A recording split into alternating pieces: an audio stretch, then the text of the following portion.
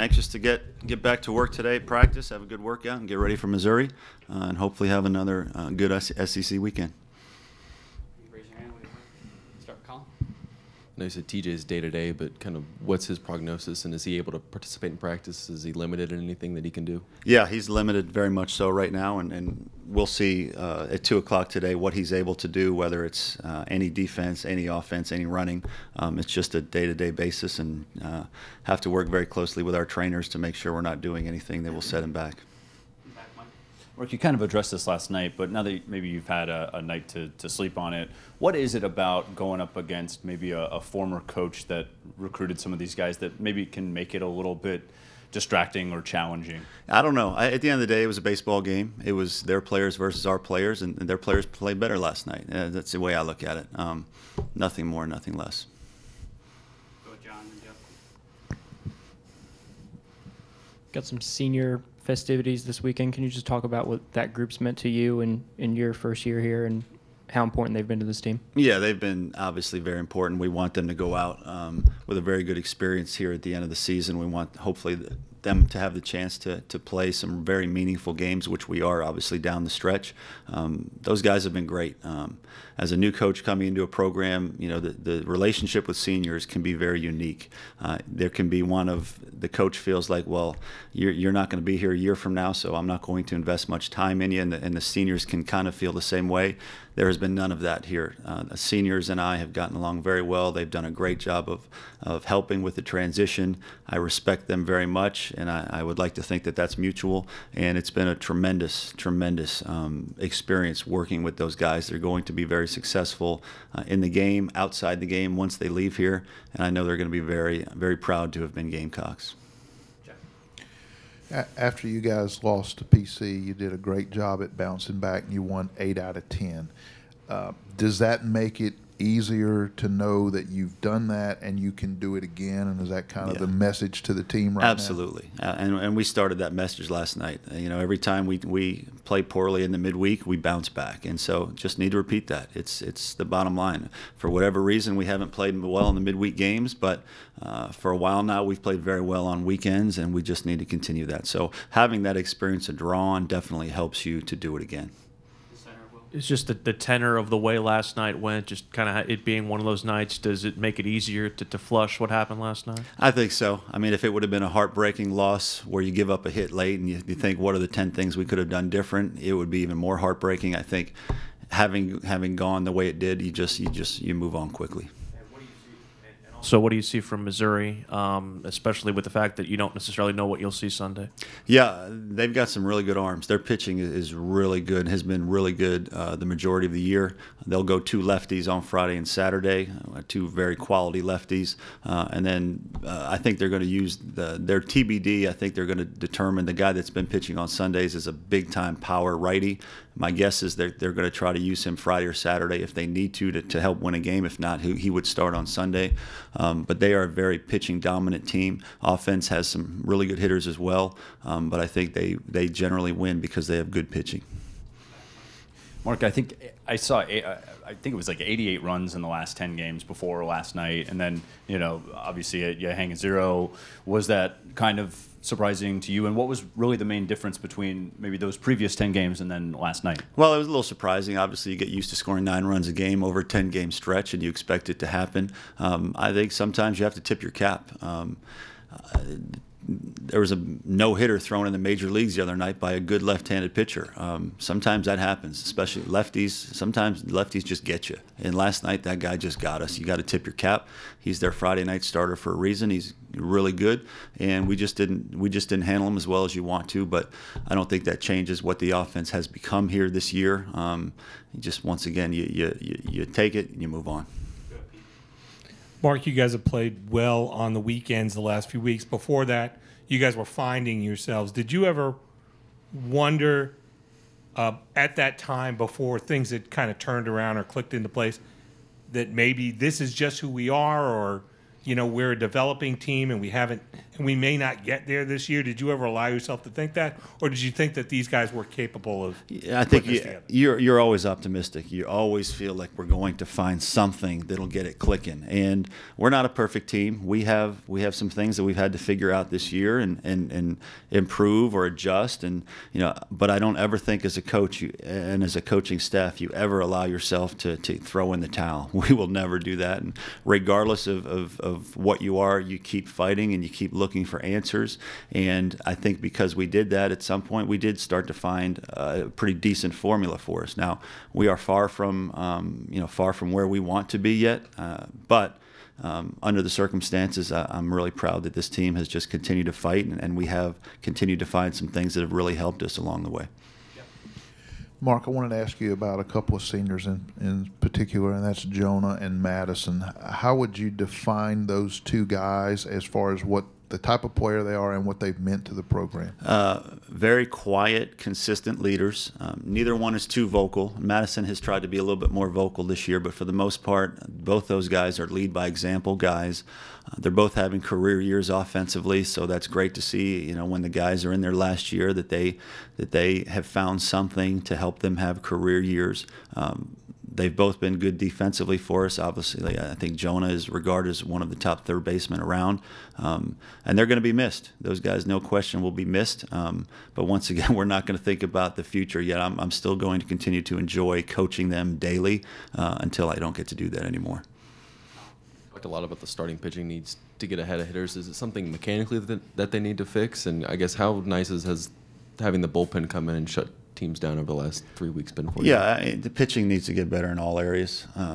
Starting pitching, just across the board, we just need better performances. They need to pitch better. We need to make sure that we're helping them as much as possibly can be done. But at the end of the day, if you look across the country, ERAs of NCAA tournament teams and Omaha teams, those ERAs are in the 2s and the 3s. So that's where we need to get to. One way or another, we need to get to that point where the guys we're rolling out there are ERAs in the 2s and 3s. And at the end of the day, it's about pitching. So whether it's the bullpen, whether it's your starters, you know how you get to that end game. And so we need to continue to work to get there. Real quick follow-up. Well, is Madison perhaps the most improved player on this team, and what allowed him to turn it around after he had a pretty poor junior year? Yeah, I think, is he the most improved? I think he's right up there. I think a lot of guys have taken a really nice step. I think a lot of guys are having much better years than they've had in the past, and Madison is right up there. I think why did that happen? It started because he's worked extremely hard. He's been coachable. He's tried to get stronger. He's tried to work on his swing a bunch. He has a good approach. You get better, you make those kind of strides because you've worked really hard at it. So is he number one? He's right up there. But a lot of guys, you look at a lot of guys are doing much better than they have in the past. Coach, last night I saw you put Noe in late in left field. If TJ is not available this weekend, is that something you want to maybe try and take a longer look at to get him back in the lineup? From a that's on the table. Absolutely, that's on the table. With Stokes having to DH some, that's affected some of the at bats that Noah has gotten. So we have to be creative. We've been creative a lot this year by necessity, both pitching wise and on offense and defense. And so that may be the next step we have to take to try to get creative to get our best hitters in there.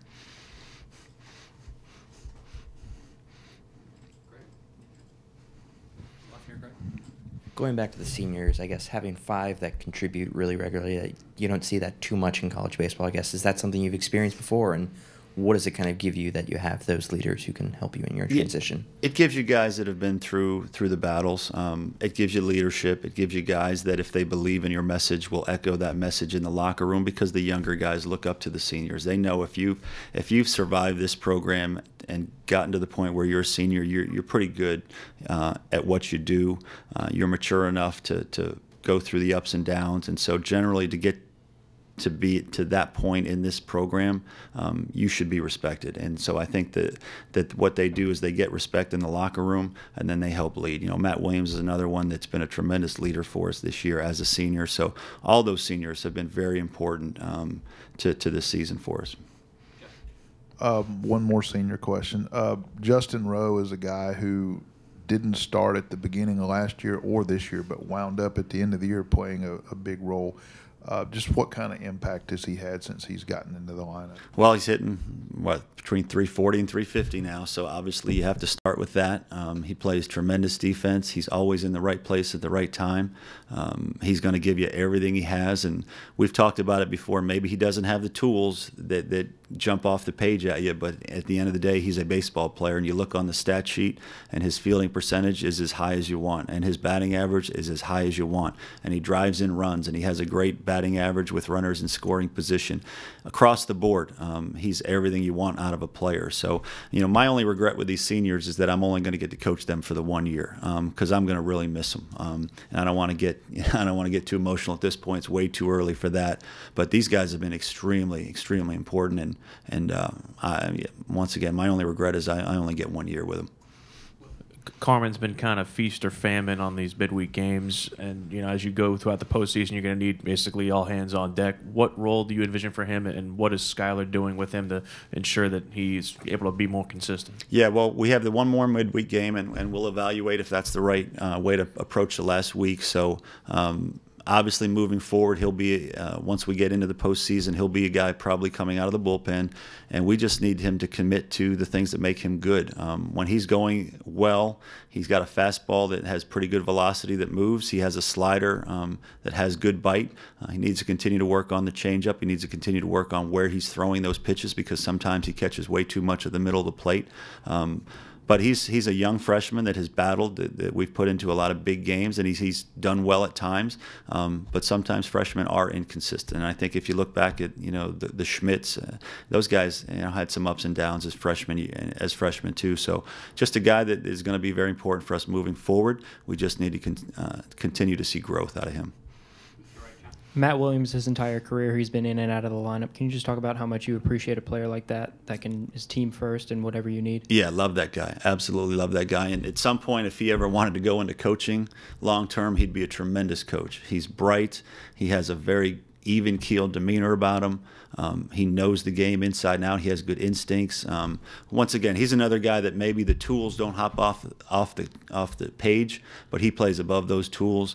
He's been a very solid contributor, and he's another guy I think that has played a little bit better this year maybe than in the past, and he's going to be an important guy for us down the stretch. You're going to see a lot of Matt Williams in the lineup down the stretch. He's helped us win a lot of games on weekends recently, so another guy that I hope he does stay in coaching, because he would be really good at it. Mark, you've had teams obviously in the past that have been on good runs before. When that happens, what do you do as a coach? Do you dig in harder? Do you let the guys, especially when you have seniors who are leaders, take the lead on that? What's your philosophy on that? You need to stay consistent. What a team wants out of their leader is consistency. They don't want somebody up and down. They don't want somebody flying off the handle. They don't want somebody that pats them on the back when it's going well and disappears when it's going poorly. They need consistency. And to me, you stay consistent in your preparation, you stay consistent in your message, and you let the game take over from there. We have the kind of team right now and the players that will stay with that. At this point, I think the only way a head coach can do harm is if now all of a sudden you give them messages or ask them to do things that you have not done up until this point. The game is still a hard game, and you can do everything right, and still there's going to be some days and nights where it just doesn't go your way and you play poorly, or the other team plays out of its mind, and you just have to stay the steady course on that. And so at this point, we just need to be consistent and hope we win enough games down the stretch to do some damage. Noah, obviously, you mentioned him being an option, obviously, in left field. Just what does it say about him to where he's kind of versatile? You could put him in different spots and in an up and down year for him with injuries. He's like many of our guys where they're willing to do whatever the team needs. And so he's a guy that has played some second. He played some short. He's getting some time in the outfield. But we've had a lot of guys do that. Cullen has played multiple positions. Tolbert has played multiple positions. Stokes has played multiple positions. A lot of guys. Even Bride. Bride played second some when Rowe was hurt. So we've had a lot of unselfish guys that were willing to do whatever they could to help the team. So I just think that shows that he's an unselfish player, and he just wants to be in the lineup some way, somehow, and you can't blame him. I guess the only senior we hadn't talked about is Hunter. What has he meant to this team? Tremendous amount. Another guy that's had a career year. Not sure how many home runs he had coming into the year. I think it might have been 2 career-wise, and now he's at 7. He's become an elite defensive catcher. He's another guy I'm going to really miss because he's a guy you'll go to battle with every day. And he's had the back injury for the second half of the year and has not let it affect him at all. So going to miss that guy a lot.